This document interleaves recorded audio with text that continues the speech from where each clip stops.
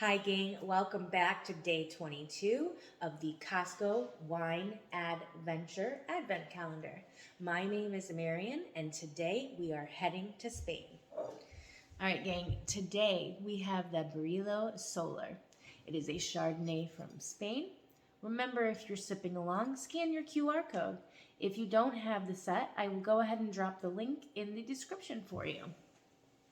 All right, gang, let's go ahead and talk about Chardonnay.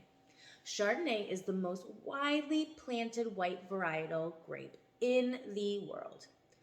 Now, the grape actually originates from a small city in France called Chardonnay, and the name actually meant a place of thistles. Pretty interesting. Chardonnay is also the major grape in Champagne. If you've ever had a Blanc de Blanc on a Champagne label, probably most likely 100% that's going to be all Chardonnay. Now, in the late 80s and the 90s, California style Chardonnays used to be these butter bombs. And what I mean by that is they would over oak the Chardonnay so that it was literally like a piece of butter in your glass. They were so gross. It actually turned Chardonnay off for me. I stopped drinking Chardonnay for a long time. Or if I would go somewhere, I would ask, like, is it really oaky? Is it very buttery? Because I don't want that. But today, that practice has pretty much stopped altogether. Winemakers now want to create Chardonnays that are balanced and full of complexity. And what's very interesting about the Chardonnay is it is basically a blank slate of a grape. It can be put in stainless steel. It can be put in oak. It can be blended together. Like this one is stainless steel. It's fermented in stainless steel, and then it's aged for a little bit in oak. But you can also make it into champagne, sparkling wines, Blanc de Blancs, all sorts of things. It's a very, very versatile grape that has a lot of body. It's normally semi-dry. Like I said, a lot of body. It can have medium to a lot of body, depending on how it's aged and where it was grown. And it also has medium acidity. So a great blending grape, but also a great grape on its own. Now, interesting with Chardonnay, you can pair this with Brie. Champagnes, sparkling Chardonnays, and complex Chardonnays can stand up to those Brie cheeses and blue cheeses. So definitely, that's going to be your partner for Brie and blue cheese. And remember, don't go spicy with these. Go creamy. Creamy cheese, creamy pasta. You can also dunk your lobster in all the butter you want with this one. It will go perfectly with it. So, without further ado, let's go ahead and let's jump into the Barilo Solar. So it is a beautiful color. Hold it up there for you to see. Now you guys see that I have a stemless wine glass today, and the reason why I have a stemless wine glass is because I actually chilled my Chardonnay a little bit too much. And what can happen when you chill your white wine too much is it basically cancels out all of the bouquet and all of the flavor. So when you drink it, when it's that cold, all you get is sugar, like this really sweet sugar sensation. So we talked about this before with other whites. What you can do is just hold onto your glass and you can warm it up just like this. It doesn't need to be boiling hot or anything, but if you warm it up a little bit, what happens is it will start to open up the aromas.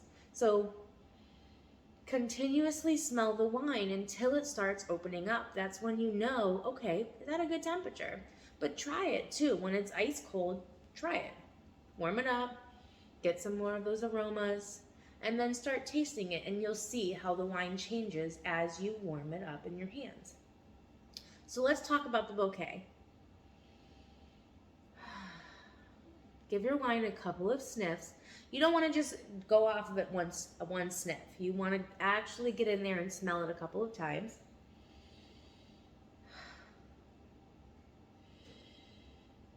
Now remember, if you go nose blind, which that's because your nose gets accustomed to the smell, smell your sleeve, smell your arm, pick up and smell coffee or another drink, and then smell again, and that will help to reset your smell. So let's go ahead. let's talk about it. So I get like a lot of buttered toast almost with this one right off the front. And a lot of fruity notes like apple, pear, and some tropical fruit notes. But overall, you can kind of smell, there's like a little hint of spiciness in there, but you can smell that it is sweet. So let's go ahead and let's take a sip. Remember to swish.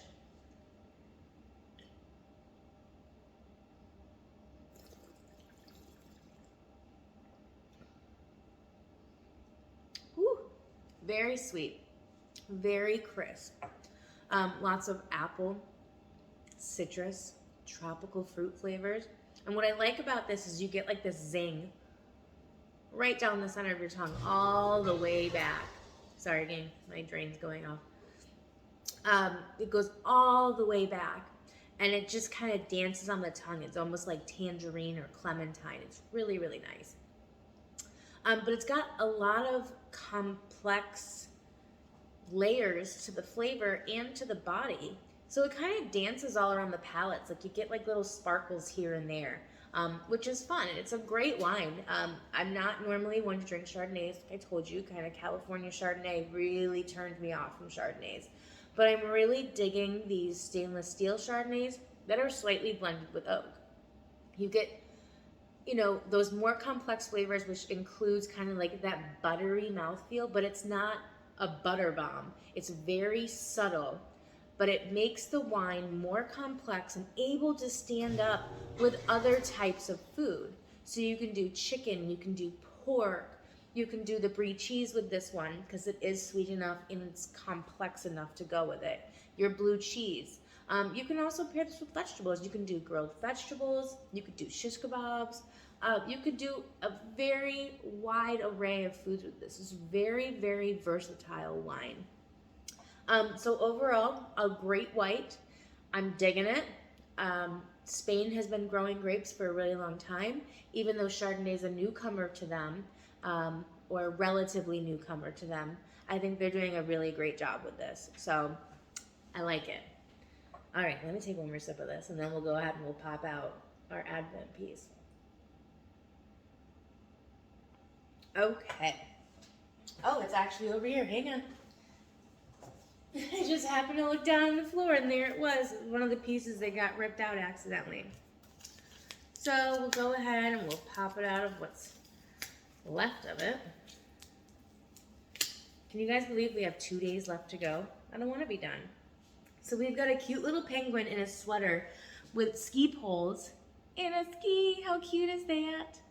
So that's day 22. A cute little penguin in a sweater for a really great Chardonnay.